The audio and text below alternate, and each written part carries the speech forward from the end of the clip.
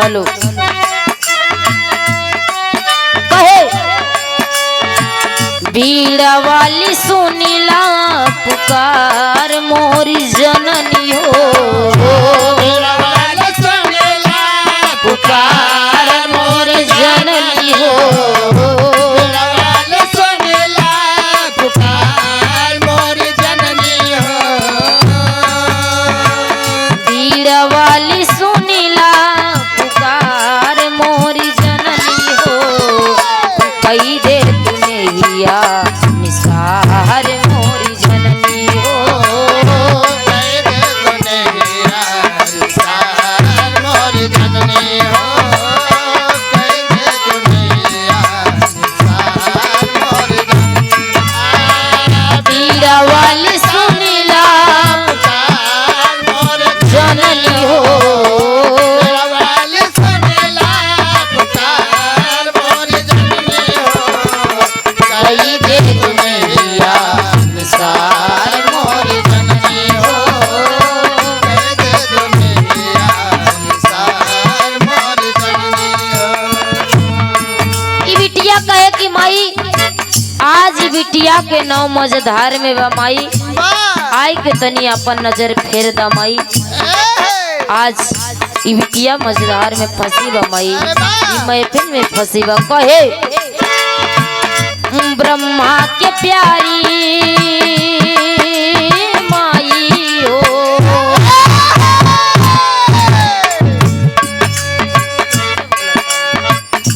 ब्रह्मा के प्यारी कई के हंस के सवारी, हंस के सवारी,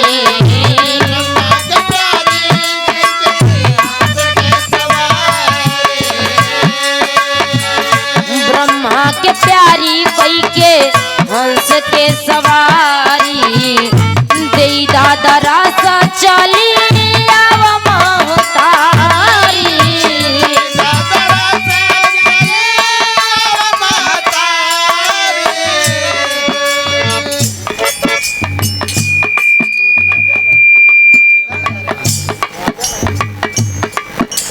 गार्जियन जी आप दूधनाथ यादव जी बेंगलोर से साहब जी की तरफ से सुंदर 50 रुपए का महान आशीर्वाद, आशीर्वाद की छवा।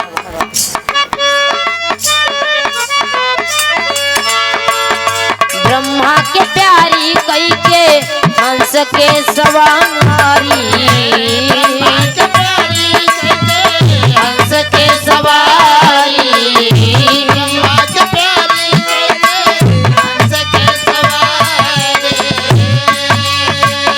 ब्रह्मा के प्यारी कई के हंस के सवारी, देई दादा रासा चली आव महतारी,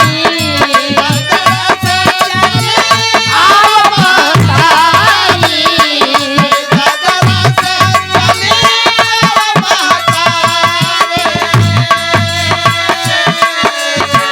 करी सुमिरनवा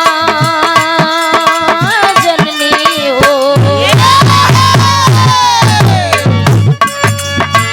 करी सुमिरनवा तुहार हमारी जननी हो, तुहार हमारी जननी हो,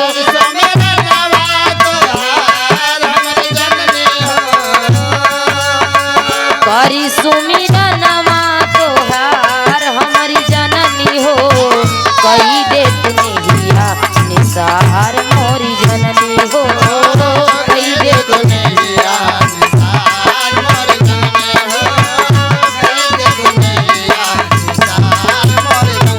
क्या बात है, करी सुमिरनवा तुहार ओहो मोरी जननी हो, करी सुमिरनवा तुहार मोरी जननी हो, कही दे तूने हिया निसार मोरी जननी हो, कही दे तूने हिया निसार मोरी जननी हो।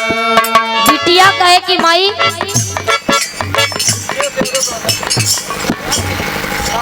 कांधरपुर कांधरपुर। और बड़े भैया सम्मानित ब्रजेश यादव जी कांधरपुर की पावन धरती से सुंदर 100 रुपए का महान आशीर्वाद, तहे दिल से धन्यवाद आशीर्वाद की चाह रही। कहे कि माई सब देवतन के दुलारी हो, सबके प्यारी हो माई, जैसे सबके ऊपर आशीर्वाद बनाए के रखू, आज वैसे ही बिटिया के ऊपर इस साजबाज के ऊपर आशीर्वाद बनाए के रखू। कहे कि माई जे राउर दुआरी जाला वो कबो खाली हाथ ना आवे माई, खाली हाथ जावे और झोली भर के आवे। लास्ट बाद में बिटिया बतावा था का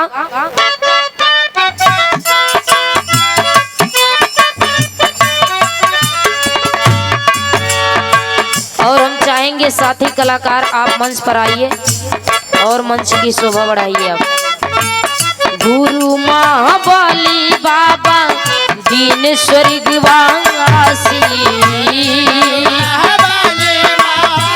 दीन स्वर्गवासी,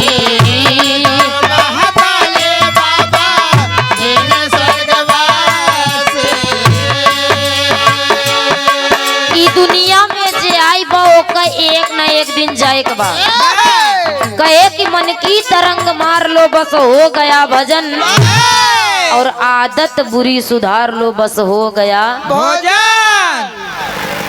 काहे भोजन पे ज्यादा ध्यान बा तुहार। भाई बिना खाए पिए कुछ न हो पाए। हाँ जल न खाब तल भोजन, जैसे भोजन न करब त भजन न होई। मन की तरंग मार लो बस हो गया भजन, आदत बुरी सुधार लो बस हो गया भजन। ई दुनिया में जे आई बा ओका एक न एक दिन जाई के बाद। आज हमारे गुरुजी हमारे गार्जियन जिस सम्मानित आप श्री बाबा दीन उस्ताद गुरुजी इस दुनिया में ना रहे, इस बात को लेकर तकलीफ है, लेकिन हमारे गुरुजी कहकर चले गए कि गुरु महाबली बाबा दीन स्वर्गवासी,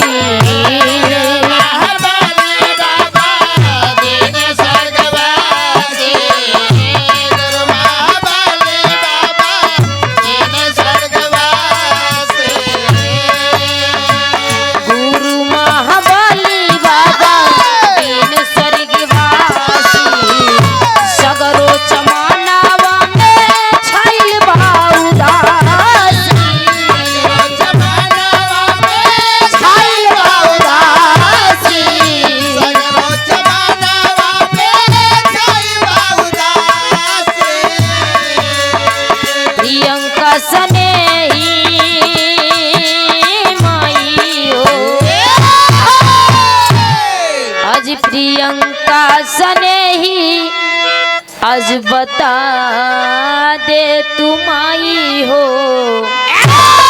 प्रियंका सनेही आज बता दे तुम आई हो।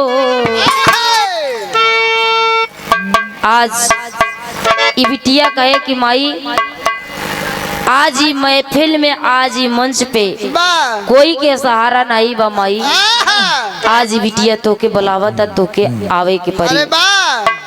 कैसे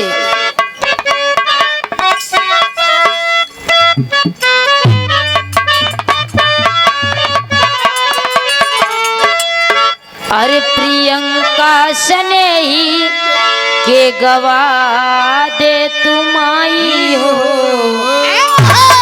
अरे प्रियंका सनेही के गवा दे तुम आई हो, पड़ी मजेदार नाव उड़ा